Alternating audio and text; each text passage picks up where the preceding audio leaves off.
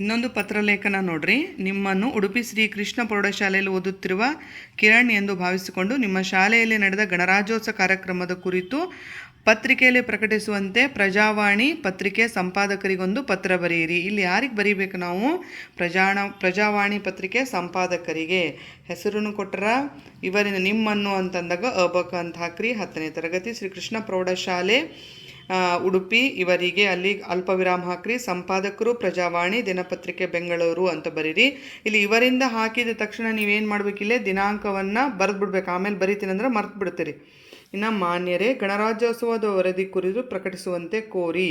ಇಲ್ಲೇ ನೋಡ್ರಿ, ವರದಿ ಹೆಂಗೆ ಬರೀಬೇಕು ಅಂತಂದರೆ ನಮ್ಮ ಶಾಲೆಯಲ್ಲಿ ದಿನಾಂಕ 26/1/2016 ಗಣರಾಜ್ಯೋತ್ಸವವನ್ನು ಅದ್ದೂರಿಯಾಗಿ ಆಚರಿಸಲಾಯಿತು.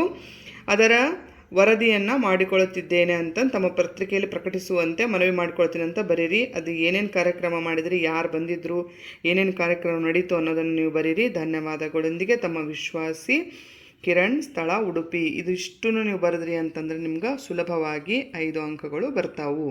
ಇನ್ನೊಂದು ಪತ್ರಲೇಖನ ನೋಡ್ರಿ. ನಿಮ್ಮನ್ನು ಶಿವಮೊಗ್ಗದ ಕುವೆಂಪು ಪ್ರೌಢಶಾಲೆ ಓದುತ್ತಿರೋ ಸಾನ್ವಿತ್ ಎಂದು ಭಾವಿಸಿಕೊಂಡು ನಿಮ್ಮ ಅಕ್ಕನ ಮದುವೆಗೆ ಹೋಗಲು 3 ದಿನ ರಜೆ ಕೋರಿ ಮುಖ್ಯೋಪಾಧ್ಯಾಯರಿಗೊಂದು ಪತ್ರ ಬರೆಯಿರಿ ಅಂತ ಕೊಟ್ಟರ.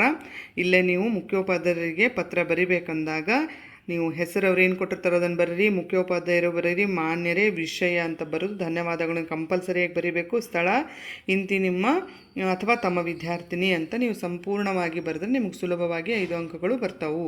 ಇನ್ನು ಒಂದು, ನಿಮ್ಮನ್ನು ಮಂಡ್ಯದ ಶ್ರೀ ಕಾವೇರಿ ಪ್ರೌಢಶಾಲೆ 10ನೇ ತರಗತಿ ಓದುತ್ತಿರುವ ಸುಮನ್ ಎಂದು ಭಾವಿಸಿಕೊಂಡು ಕನ್ನಡ ವಿಶ್ವಕೋಶ ಕಳಿಸಿಕೊಡುವಂತೆ ಜ್ಞಾನದೀಪಿಕಾ ಪುಸ್ತಕ ಭಂಡಾರಕ್ಕೆ ಒಂದು ಪತ್ರ ಬರೆಯಿರಿ. ಯಾಕೆ ಬರೀಬೇಕು ನೀವು ಅಂತಂದ್ರೆ, ವಿಶ್ವಕೋಶ ನಿಮ್ಗೆ ಯಾಕೆ ಬೇಕು, ಹೆಚ್ಚಿನ ಅಧ್ಯಯನಕ್ಕಾಗಿ ಬೇಕು ಅನ್ನೋದನ್ನು ನೀವು ಅದರೊಳಗಡೆ ಮೆನ್ಷನ್ ಮಾಡಿ ಬರಿಬೇಕಾಗುತ್ತಾ.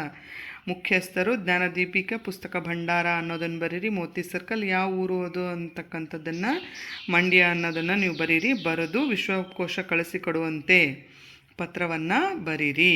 ಈ ರೀತಿ ಬರೆದು ವಿಷಯನ ಧನ್ಯವಾದಗಳೊಂದಿಗೆ ಮಂಡ್ಯ ತಮ್ಮ ವಿಶ್ವಾಸಿ. ಈ ರೀತಿ ಮುಖ್ಯವಾಗಿರ್ತಕ್ಕಂಥ ಪತ್ರಗಳನ್ನು ಒಂದು ಸ್ವಲ್ಪ ಗಮನ ಹರಿಸಿ ನೋಡಿದರೆ ಸುಲಭವಾಗಿ 5 ಅಂಕಗಳು ಬರ್ತಾವು. ಶುಭವಾಗಲಿ.